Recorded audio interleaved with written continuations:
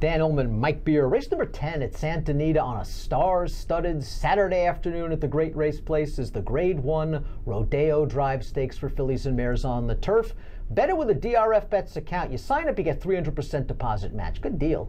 Bets.drf.com. Here's the field of fillies and mares going 1.25 miles on the turf at Santa Anita for the Rodeo Drive Stakes. And we've got Cambodia in this field. And Cambodia, she got to Southern California last year, and she became a little bit of a terror, especially at Del Mar, winning the yellow ribbon, winning the John C. Maybe. This year she won the yellow ribbon, but we sort of got the feeling when we saw her on the East Coast earlier this year that maybe she wasn't the same Cambodia. She's still good. She still deserves to be a top contender in this race. Maybe she doesn't have to be the same Cambodia to win this. Yeah, maybe she doesn't. I mean, listen, she's never been a star. She's always been pretty good, and I think she took advantage in some of those races last year. It's also worth pointing out that she finished third in the Breeders' Cup Filly Turf. I mean, she ran pretty well in that race. So she's talented. In a lot of ways, she's the horse to beat in here. It's just one of those things where you watch her and feel like, you know, it's not like she has some huge edge over these horses. And I feel like they're starting to get closer, especially based on that last race where she bumped into Basilica. And I don't know about you, Dan. I just felt like Basilica ran a lot better than she did. I agree. And where did Basilica come from? I mean, she's won, what is it now, 6 in a row, 8 out of her last 9. And we remember Basilica running for $32,000 at Aqueduct, and she was claimed out of that race, and then she was claimed for $40,000 by Jerry Hollendorfer, and she has just gone on an absolute tear after that. Now they stretched her out. I mean, stretched her out in class last time out in the John C. Maybe, and it was no problem. She was just better than Cambodia that day. She's going to have to try the 1.25 miles, but I don't see why she can't get it. Yeah, I mean, I really feel like that's the only thing that would,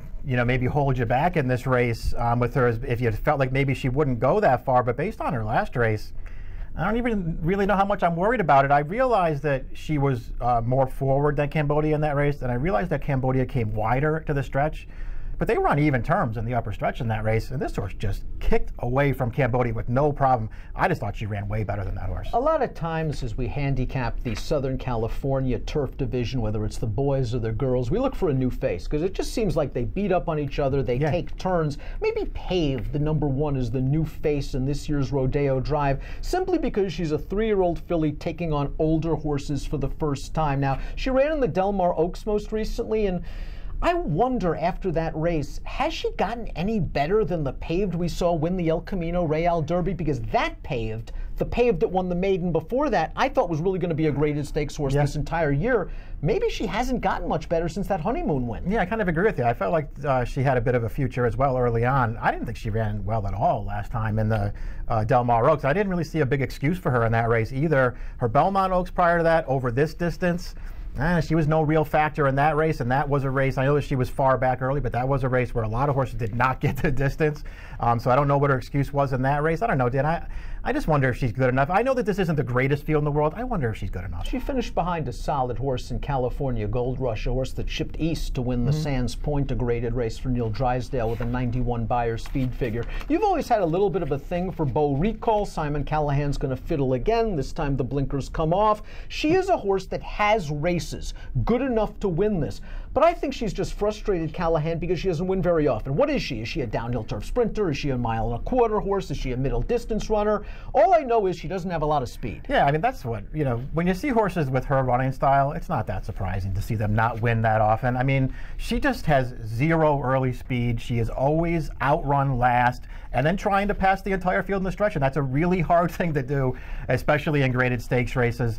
I like her as a horse. I think she's good, even with all that stuff working against her. I'm just not so sure that 1.25 miles is really her best game. She's probably better going shorter than this. In races where the paces get a little faster. I still think she's talented, though, Dan. She's the kind of horse I want to use her somewhere. I know she's up against it in this race. Want your take on the Timeform US pace projector and the overall pace of this race, because there really isn't any speed whatsoever. And I'm stunned that there's not a blue bar that indicates a slow pace, because I think this could just be a glacial pace up front. They have Cambodia actually out there on the lead, and that's really never been her game. I guess If Drayden Van Dyke wants it, it would be Yes. an interesting change of tactics for her, and maybe that would be the best way to go. I think the 2 'Tis But a Dream's going to show some speed here, adding blinkers. She was that kind of horse overseas. The Yellow Ribbon was her North American debut off the layoff, and she really didn't fire. Listen, the jury's still out as to whether she's good enough to face these kind of horses, but I think you've got to take advantage of your post position, the blinkers, and the natural speed. Yeah, I mean, that's really what they have to do in this race. Just try to get her forward and see how far she can take them. She'll be a very big price. They're really she doesn't have the races on her card that make you feel like she's a real danger in this race to wire the field, but anything could happen in a field like this. Queen Blossom is another one that could be forwardly placed. She pushed the pace over course and distance, 2 starts back in the Possibly Perfect.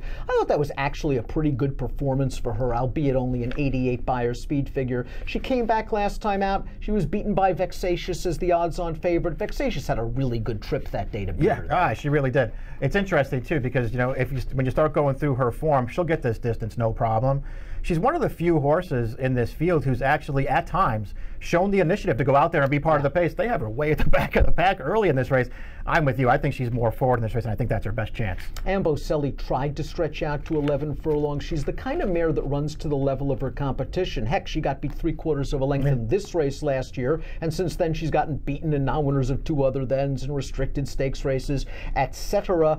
She once ran a 97 in the Yellow Ribbon, but Cambodia, Basilica, Queen Blossom, they seem to have her number. She's a nibbler. Yeah, she is. I mean, that Yellow Ribbon last year was a good effort, but it's sort of an outlier on her overall form. Sophie P is a horse that had her day in the sun one time against this group, and that was good enough in the Grade 1 Gamely Stakes. And since then, she's run perfectly fine, although in the maybe I really couldn't find the excuse. I thought she tripped out, and I thought for a second there was a chance that she was going to really fire her best shot, and it didn't happen.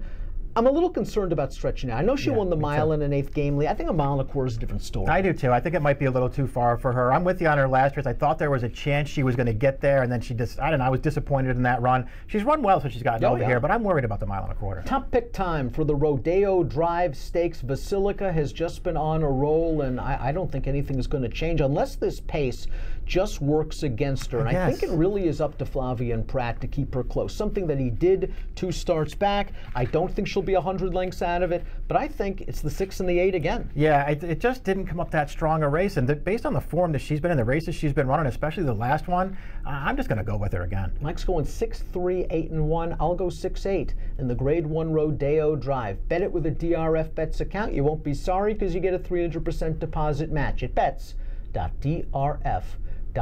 Approximate post time for the Rodeo Drive, 4:41 Pacific. Good luck.